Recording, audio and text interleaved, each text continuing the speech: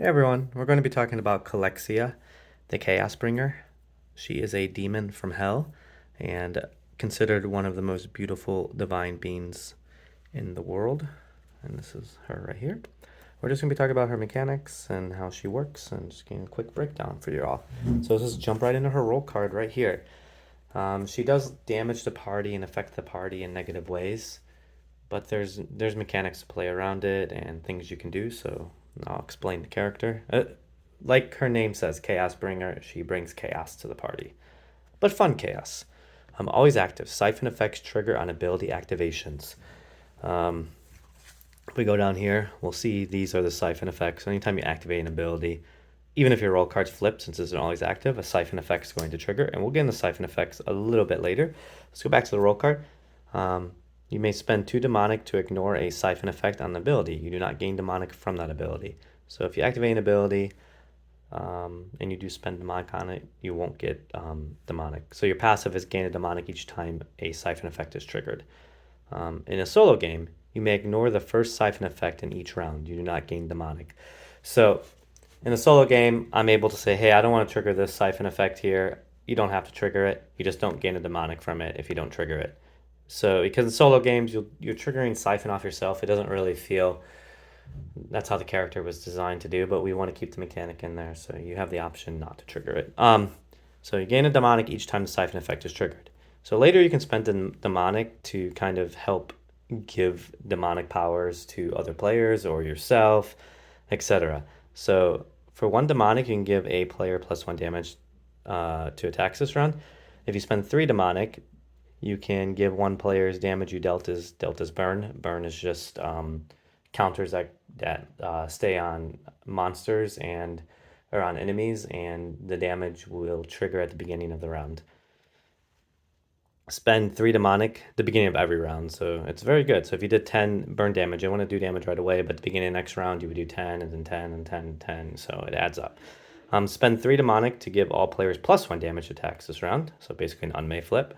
Takes time to get 3 demonic though, and you still need to flip this. Spend 4 demonic to give all players 1 wild die this round. Very cool. And spend 12 demonic to replace any player's power with a demonic power. That's any player. So these are the demonic powers right here. So when it says replace, I would just take this out and replace the power. Like this one, for example, the first 5 damage you deal each round is dealt as burn. You flip it. This is a power, it can take damage, but also has passive and flip effect. This one's really cool. When you gain this power, remove 1 of your powers from the game. So you replace 1 and you remove 1. Your maximum power is reduced by 1. For the rest of the game, you gain each ability activated returns half the dice used rounded down to your dice pool. So if you activate something with 6 dice, you get 3 dice back. They cannot be re-rolled, but they can be used to activate other abilities. Some really cool flavor text. And then you got another one here. So those demonic powers really powerful. They're just kind of new passives and flips that you get in replace of your powers. So cool. And now let us talk about some of the abilities and how the siphon mechanic works. Let's take a look at Rage here. So with Rage, we need to roll 6, 3 of a kind and 3 of a kind to deal 12 damage. But then you target, the siphon effect is you must trigger the siphon effect. Remember I talked about you must trigger the siphon effect unless you pay the demonic not to trigger it. So target a player, they remove 1 power from their player board. They gain for the rest of the game each time you activate an ability, deal 1 damage. So example, I target Unmay, she removes a power from the game, but now every time she activates an ability, she's making an attack that deals 1 damage. That works really well with her flip. Or even Aiden removes 1 of his songs, and each time he activates 1 of his verses, 1 of his abilities, he is he's just rapidly stacking up damage. So this is a very cool effect. Like the bottom down here, target a player, they may only roll their dice once per round this combat. All of their abilities cost 1 less die to activate. So if something costs 3 dice, now it costs 2.